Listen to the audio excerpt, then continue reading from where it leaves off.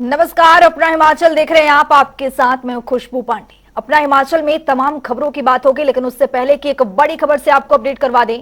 बड़ी जानकारी आ रही है। कांग्रेस पर बरसे हैं केंद्रीय मंत्री अनुराग ठाकुर। जनता को ठगने का यहां पर आरोप लगाया है। ये बड़ी जानकारी आप तक पहुंचा रहे हैं। कहा सरकार ने जनता को यहां पर झूठी गारंटी दी है, अभी तक सरकार ने नहीं की है गारंटियां पूरी। ये बड़ी जानकारी से आपको अपडेट करवा रहे। कांग्रेस पर केंद्रीय मंत्री ने यहां पर जमकर निशाना साधा है, जनता को ठगने का यहां पर आरोप लगाया है। ये बड़ी जानकारी आपको दे रहे हैं। उन्होंने कहा है कि सरकार ने जनता को झूठी यहां पर गारंटियां दी हैं। ये बड़ी जानकारी आप तक पहुंचा रहे हैं। तो केंद्रीय मंत्री अनुराग ठाकुर ने कांग्रेस पर जमकर यहां पर निशाना साधा है, जनता को ठगने का यहां पर आरोप भी लगाया है। अनुराग ठाकुर ने कहा है कि अब तक सरकार ने यहां पर गारंटियां पूरी नहीं की है। कांग्रेस पर एक बार फिर से निशाना साधते हुए नजर आए हैं केंद्रीय मंत्री अनुराग ठाकुर। उन्होंने कहा है कि जनता को ठगने के यहां पर आरोप लगाया है। उन्होंने सरकार ने झूठी गारंटियां दी हैं, अभी तक सरकार ने गारंटियां पूरी नहीं की है।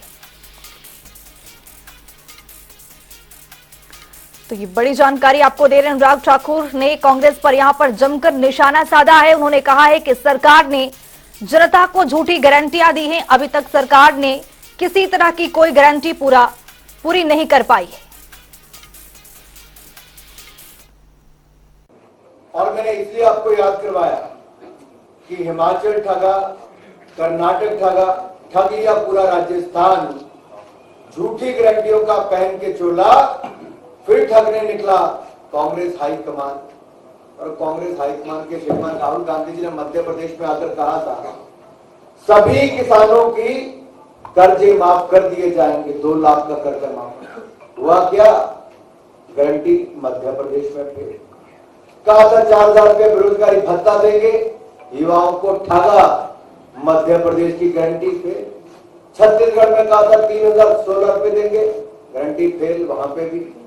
हर राज्य में इनकी गारंटियां फेल। यहां पर भी जो बाकी गारंटियां दी थी, चाहे खरीद की हो या फिर रोजगार की हो या फिर बेरोजगारी भत्ते की हो, कन्यादान देना तो दूर, जो भाजपा की सरकार का था वो भी बंद कर दिया। 51,000 रुपए का वायदा किया था, कुछ नहीं किया।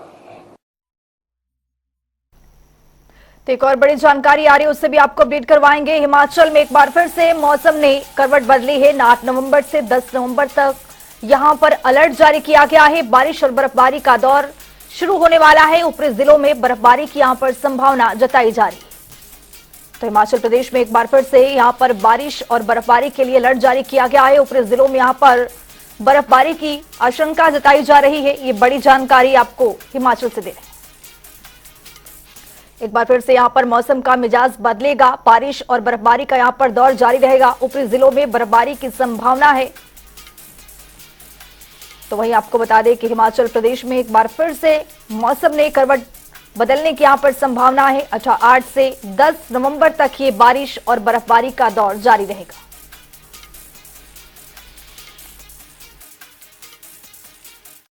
कि फोरकास्ट की बात करें तो आज 6 तारीख और कल 7 नवंबर को प्रदेश में मुख्यतः रूप से मौसम साफ रहने की संभावना है।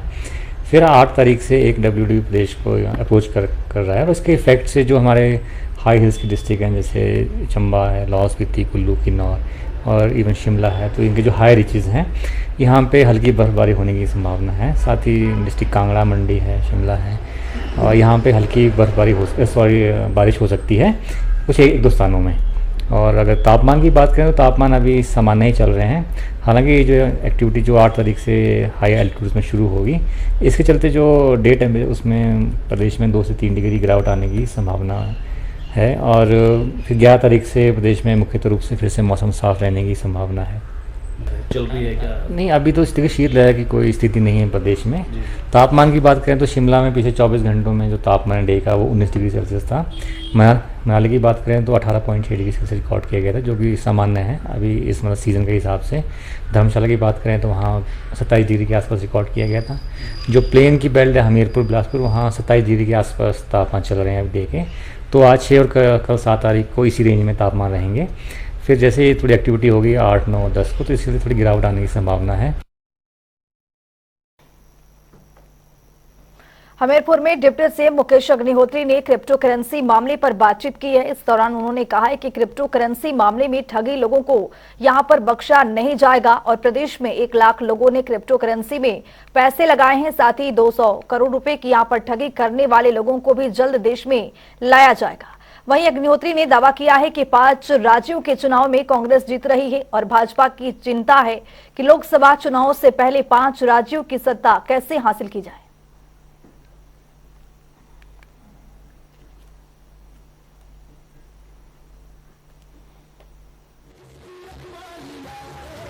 जो ऊपर के लोग हैं, अब एक व्यक्ति तो दुबई भाग गया है और उसने 200 करोड़ रुपया कमाया है और अब बीवी से भाग गया, कितनी देर भाग सकेगा।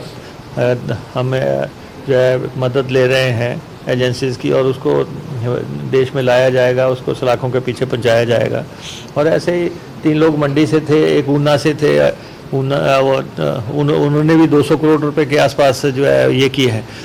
उसमें 2 करोड़ तक जिन्होंने कमाए हैं या 1 करोड़ तक कमाए हैं, वहाँ तक हम उस जांच को देख रहे हैं कि, और उसके अलावा जो आम पब्लिक है, आम पब्लिक से हमारा यही आग्रह है कि आप जो है किसी के झांसे में ना आएँ और बैंकिंग प्रणाली पे विश्वास करें।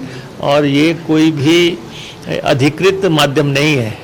लोगों ने अपने जो 4 लेन्स बन रही हैं उसका जो पैसा आया इसमें लगा दिया, नेशनल हाईवे बन रहे हैं उसका पैसा उनको मुआवजा मिला इसमें लगा दिया, कर्मचारियों ने जो उनको ड्यूज मिले रिटायरमेंट के समय उसमें लगा दिया। इसलिए कोई भी ऐसा माध्यम नहीं है जहाँ 45 दिन में या 90 दिन में पैसा डबल होता हो या 45% ब्याज मिलता हो। ये सब झांसेबाजियाँ हैं। इसीलिए आज 500 करोड़ रुपये ऐसा हो गया है जो अब रिकवरेबल ही नहीं है, इसलिए हाहाकार मचा। तो ये हिमाचल प्रदेश में घटित हुआ। 2018 से लगातार चल रहा था और उसमें किसकी सरकार थी सबको मालूम है, हम उसमें जाना नहीं चाहते। लेकिन हिमाचलियों के साथ बहुत बड़ा फ्रेब हुआ है और पुलिस इस पे काम कर रही है। और इसमें जो पुलिस के जो टॉप लेवल पे जो पुलिस के लोग इन्वॉल्व हैं उस पर भी कल भी 7 गिरफ्तारियां हुई हैं जिसमें 4 पुलिस वाले हैं। देखिए राहुल जी हमारे नेता हैं, हमारे शीर्ष नेता हैं। वो जब कोई बात कर रहे हैं तो उसका कोई मायना है। और इस समय 5 राज्यों के चुनाव लड़े जा रहे हैं और चाहे वो मध्य प्रदेश है, चाहे राजस्थान है, चाहे छत्तीसगढ़ है, चाहे मिज़ोरम है या तेलंगाना, 5 राज्यों में कांग्रेस जीत रही है। और भारतीय जनता पार्टी की सबसे बड़ी चिंता यही है कि लोकसभा चुनाव से पहले 5 राज्य कांग्रेस की झोली में आ रहे हैं। क्रिप्टो घोटाले में हिमाचल को बड़ी सफलता मिली है, जिसमें पुलिस ने कई कर्मियों को यहां पर गिरफ्त में लिया है। इस रिपोर्ट के जरिए देखिए।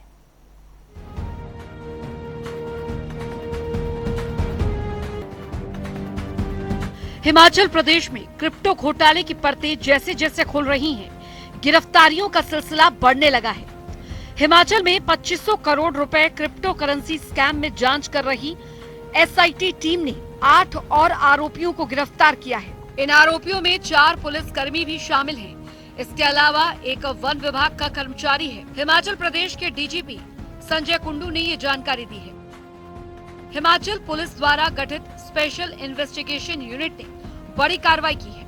एसआईटी ने इस फ्रॉड से जुड़े 8 और आरोपियों को गिरफ्तार किया है। इनमें एक महिला कांस्टेबल सहित 4 पुलिस जवान और एक फॉरेस्ट गार्ड भी शामिल है।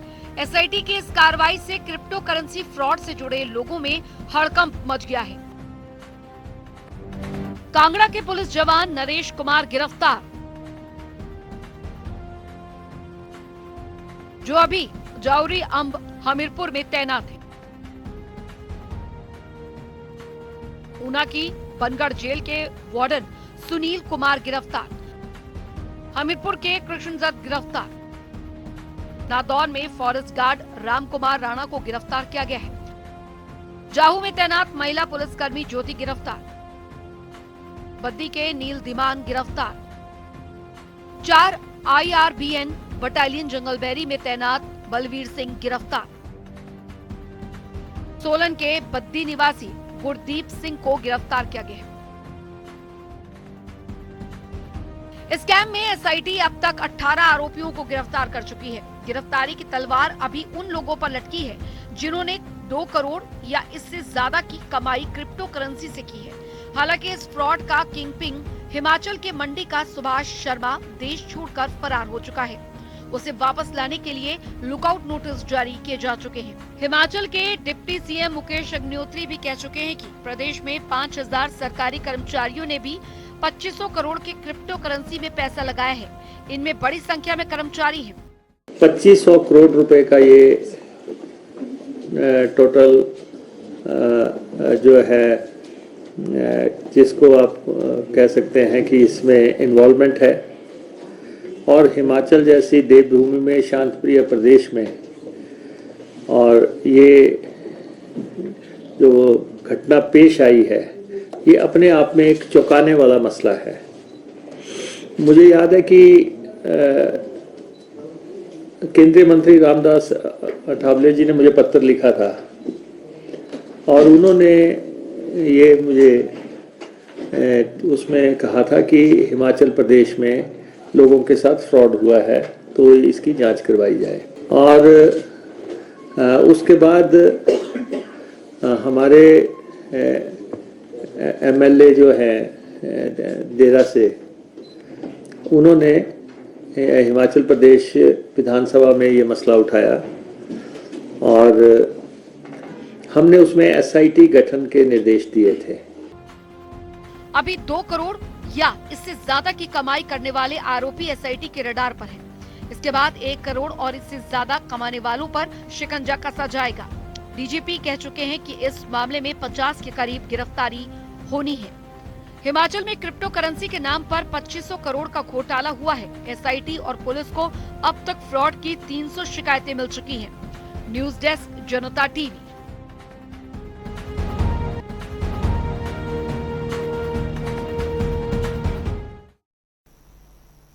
राजधानी शिमला के संजौली ढली टनल में लोग धूल मिट्टी से परेशान हैं। यहां पर धूल मिट्टी के चलते सड़क पर चलना लोगों को यहां पर मुश्किल का सामना करना पड़ रहा है। वहीं संजौली वार्ड में टनल का कार्य होने के चलते यहां काफी धूल उड़ती है, जिसके कारण यहां आवाजाही करने वाले लोगों को सांस लेने में काफी परेशानियों का सामना करना पड़ता है। यहां धूल उठने के कारण लगातार वायु गुणवत्ता सूचकांक में वृद्धि हो रही थी। लोग नगर निगम को शिकायत लेकर पहुंचे, जिसके बाद नगर निगम के महापौर सुरेंद्र चौहान ने पानी के टैंकर लेकर संजौली पहुंचे और ढली टनल से लेकर संजौली चौक सड़क पर पानी का छिड़काव किया।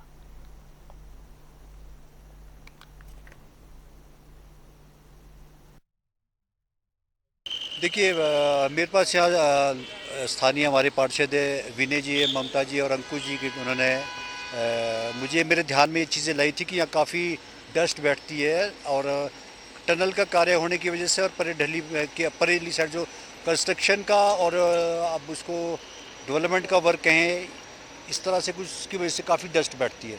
डस्ट काफ़ी उड़ रही है और फेस्टिवल का समय है तो उसकी वजह से सारे में डस्ट भी आ रही थी। उसको उसी संदर्भ में आज मैंने टैंकर मंगवाया था नगर निगम की अपना टैंकर। उसको हमने संजौली सिमेट्री के जो स्टार्टिंग की बाउंड्री है उसको लेकर पूरी टनल से लेकर आगे ढली तक उसका हमने वाटरिंग की है और वाटरिंग करने के बाद हम उसको रेगुलरली करेंगे सुबह और शाम, जो मेरा ये प्लान है। और जो यहाँ पे टनल की कंपनी काम कर रही है इनसे भी मैंने कहा है और नगर निगम का अपना जो टैंकर है वो भी रेगुलरली यहाँ से कल से वो उस टनल से संजौली की तरफ जाएगा ताकि जो डस्ट है वो बैठी रही, सुबह और शाम उसकी वाटरिंग करेंगे।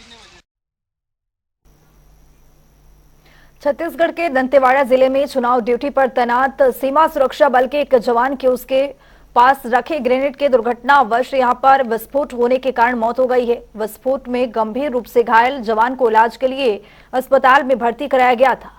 यहां पर डॉक्टरों ने उसे मृत घोषित कर दिया था। जवान के शव का पोस्टमार्टम कराया गया है। पुलिस अधिकारी ने बताया है कि बीएसएफ जवान बलबीर चंद हिमाचल प्रदेश के रहने वाले थे। उनके परिवार को घटना के बारे में सूचित कर दिया गया है। पुलिस अधिकारी ने आगे बताया है कि बलबीर के शव का पोस्टमार्टम कराया गया। मामले में दुर्घटनावश मौत की रिपोर्ट दर्ज कर ली गई है। केस में आगे की जांच की जा रही है।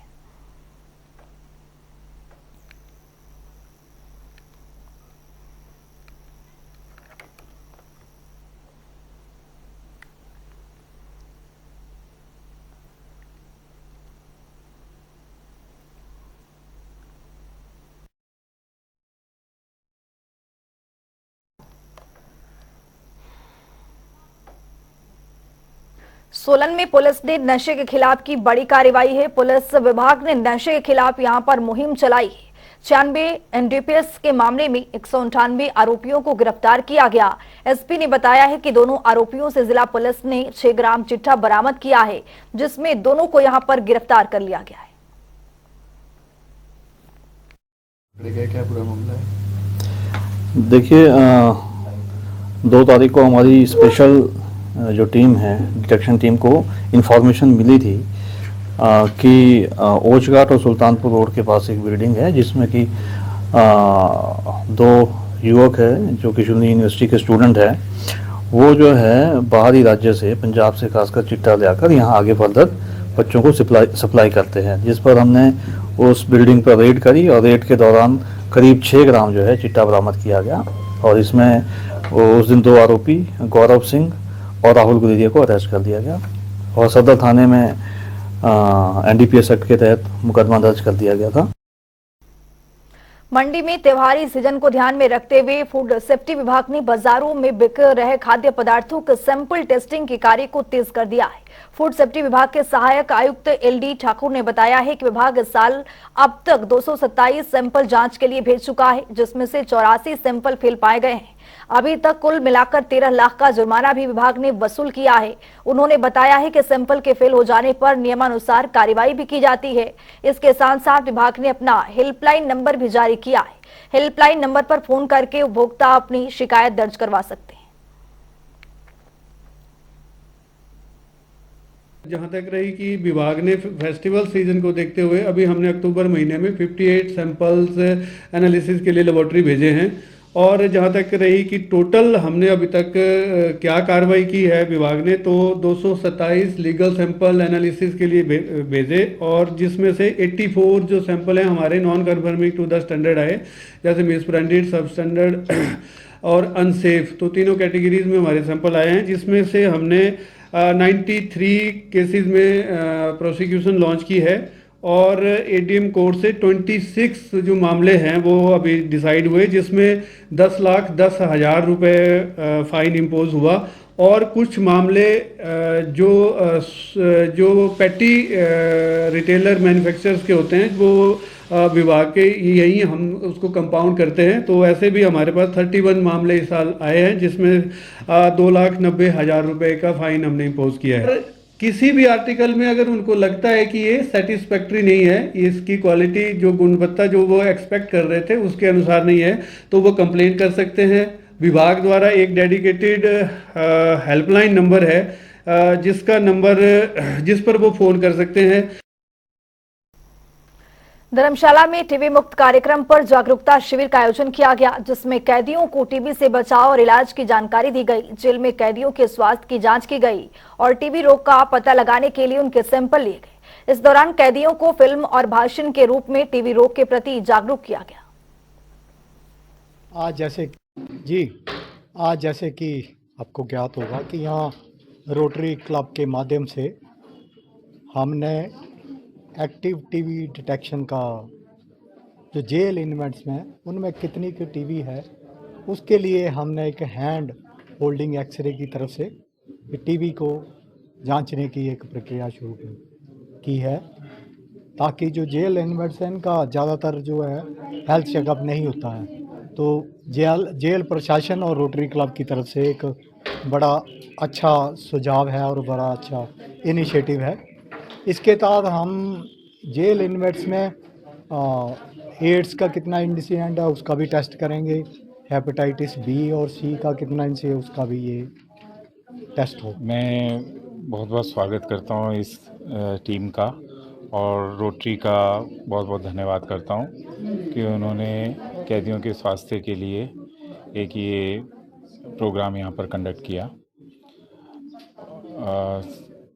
कैदियों के स्वास्थ्य के लिए हम लोग भी सब प्रयासरत रहते हैं, लेकिन यहाँ की परिस्थितियों के कारण हम लोग जो है सिक्योरिटी इश्यूज़ हैं या पुलिस एस्कॉर्ट की समस्या के कारण हम लोग इनको इतना रेगुलरली हॉस्पिटल नहीं दिखा पाते। तो उसके लिए आज हॉस्पिटल स्वयं चलकर जेल में आया है। तो मैं मानता हूँ कि ये एक बहुत बड़ी पहल है समाज की, कैदियों के बारे में सोचने की और मैं बहुत बहुत धन्यवाद करता हूँ। अपना हिमाचल में मेरे साथ इतना ही। नमस्कार।